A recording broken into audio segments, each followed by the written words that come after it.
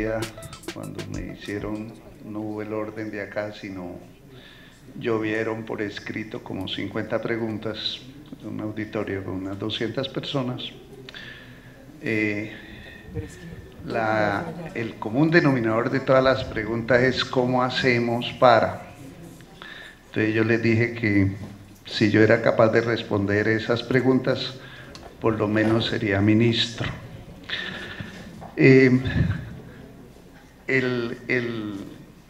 tema, fíjese lo bonito, este tema despierta muchísimas preguntas y también muchísimas pasiones.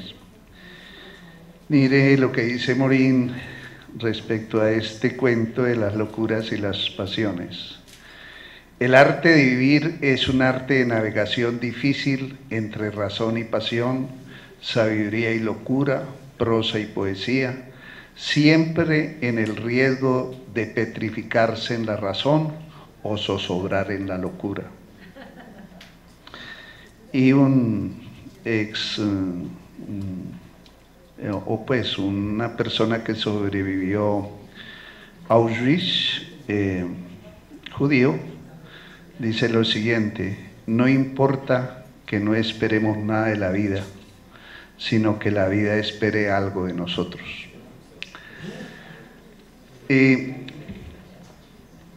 Empiezo como por lo último que me está más fresco para volver a las preguntas iniciales.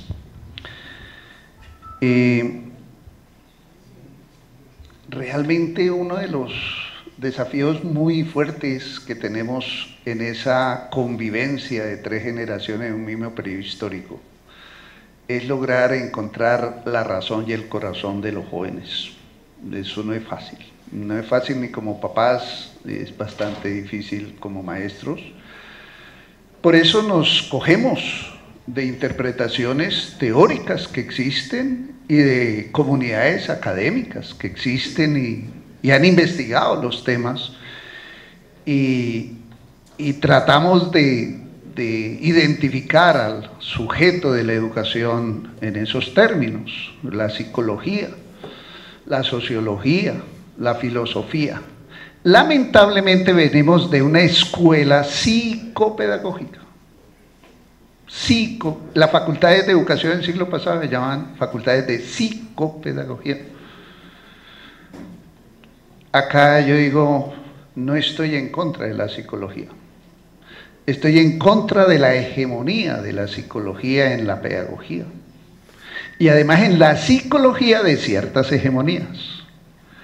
Curiosamente, Alberto Merani escribía en 1980 aproximadamente un libro que se llamaba Contra la psicología. Psicólogo.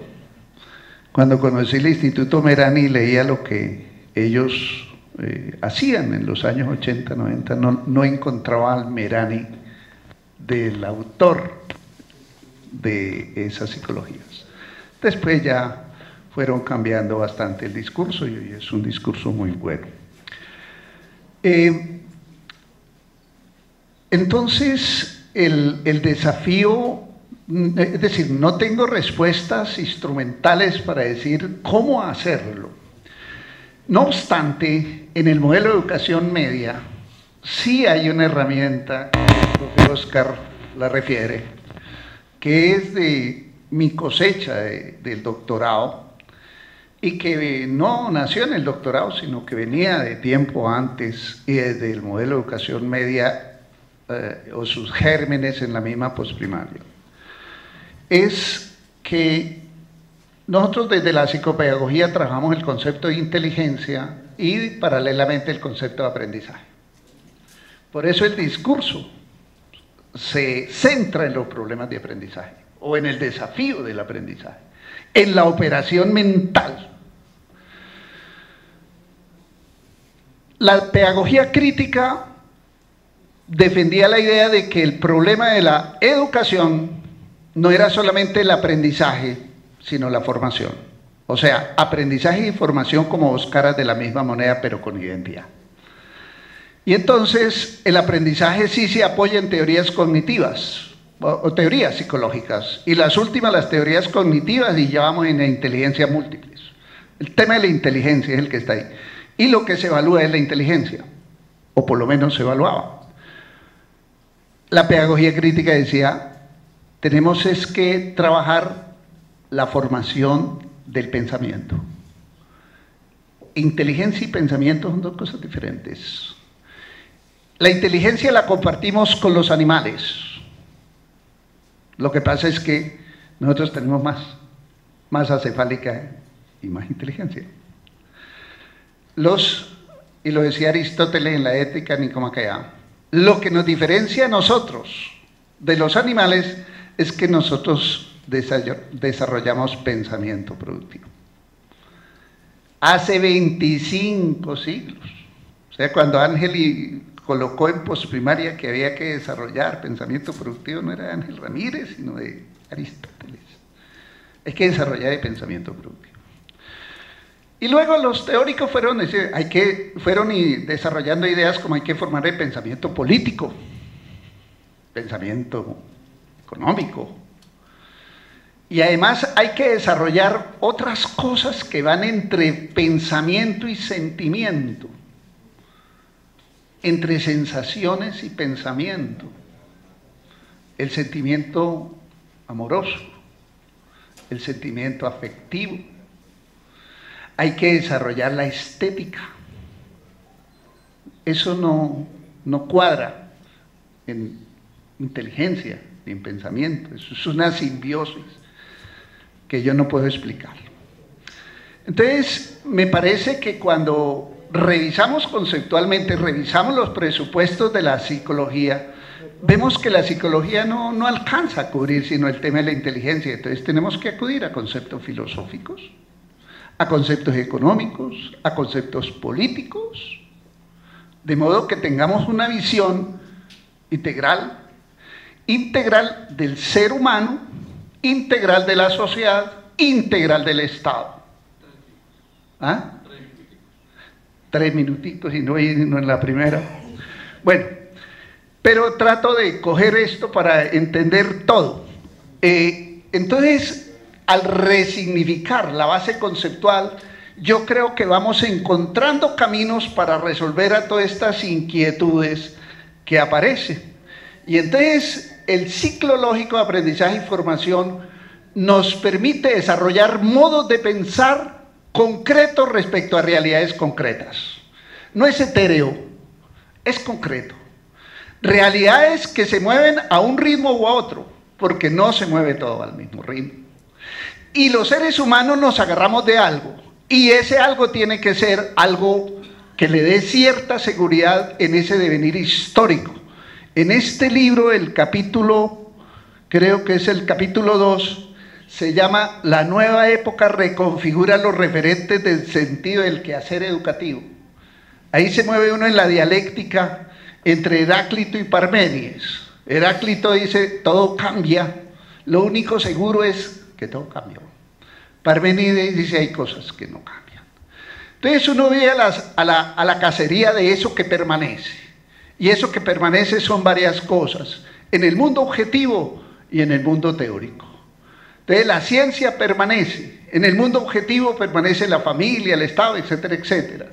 Entonces yo asumo eso acá, y son un capítulo gordito, en donde la pregunta que trato de responder es ¿de qué nos agarramos para que a pesar del fluir del tiempo haya un diálogo intergeneracional y hayan unos comunes denominadores para establecer un diálogo con las nuevas generaciones que nos permita construir escenarios futuros con ellos?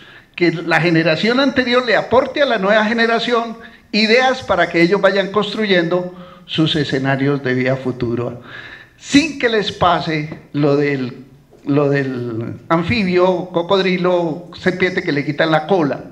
¿Para qué sirve la cola? Igual que en las embarcaciones y en los aviones, para uno poder dirigirse hacia el norte. En el sistema educativo nos quitaron la cola, nos quitaron la historia, y los jóvenes no tienen memoria, no tienen historia. Y entonces cualquier lugar, cualquier futuro, cualquier camino termina siendo igual. Hay que recuperar la memoria y hay que recuperar la historia. Ese es un camino, es un referente de sentido para poder tener de qué cogernos en la formación de las nuevas generaciones. Ya para cerrar, una idea o una información triste, pero que debe dejar el impacto que debe dejar.